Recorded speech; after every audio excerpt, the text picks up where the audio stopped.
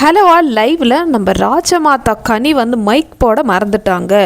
இப்போ எல்லோரும் எங்கேப்பா இருக்கீங்க? ஏன்னா பாரு மைக் போடலனா இல்லைனா மைக்கு மேலே தொட்டாலே 1000 குறை சொல்லவங்க இருக்காங்க இல்லையா, அவங்களுக்கு தான். ஸோ இப்போ வந்து நம்ம ராஜமாதா குளிச்சுட்டு வராங்க. பெட்ரூமுக்கு போயும் வந்து அவங்களுக்கு ஞாபகமே இல்லை மைக்கோட ஞாபகம். ஸோ பிக் பாஸ் வந்து அனௌன்ஸ் பண்ணுறாங்க, கனி மைக்கு போடுங்கன்னு சொல்லிட்டு. ஐயோன்னு சொல்லிட்டு திருப்பி வாஷ்ரூம் ஏரியாவுக்கு போயிட்டு மைக் எடுத்துன்னு வராங்க. ஸோ இப்போ தான் வந்து அமித் ஒரு ரூல் போட்டிருக்காருல, மைக்கு மறந்தாச்சுன்னா எல்லாருக்கிட்டையும் அவங்களுடைய பாசிட்டிவ் சொல்லணும்னு சொல்லிட்டு. ஸோ எல்லாருக்கிட்டையும் சொல்கிற மாதிரி பாருக்கிட்ட வந்தாங்க. நானும் வெயிட் பண்ணிட்டு இருக்கேன், இவங்க வாயிலிருந்து பார்வை பற்றி நல்லது வராதே, என்ன சொல்லுவாங்கன்னு சொல்லிட்டு ஆர்வமாக வெயிட் பண்ணிட்டு இருந்தேன்.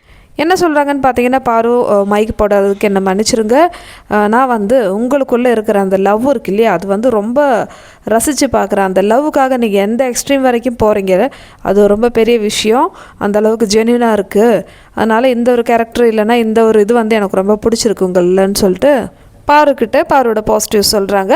ஸோ பாரு முன்னாடியே சொல்லிட்டாங்க, நீங்கள் வந்து ஸ்ட்ரைட்டாகவே வாழைப்பழத்தில் ஊசி இறக்குற மாதிரிலாம் வந்து பேசக்கூடாது, டைரெக்டாகவே வந்து பாசிட்டிவ் சொல்லுன்னு சொல்லிட்டு தான் வந்து பாரு கேட்டாங்க. எனிவே கனி வாயில் இப்போ தான் இல்லைனா இந்த மாதிரி டைமில் தான் பாருவை பற்றி ஒரு பாசிட்டிவ் வரும். ஸோ அது என்னவா இருக்கும்னு சொல்லிட்டு வெயிட் பண்ணிட்டு இருந்தேன். பரவாயில்ல, ஓரளவுக்கு நல்லா தான் பேசினாங்க.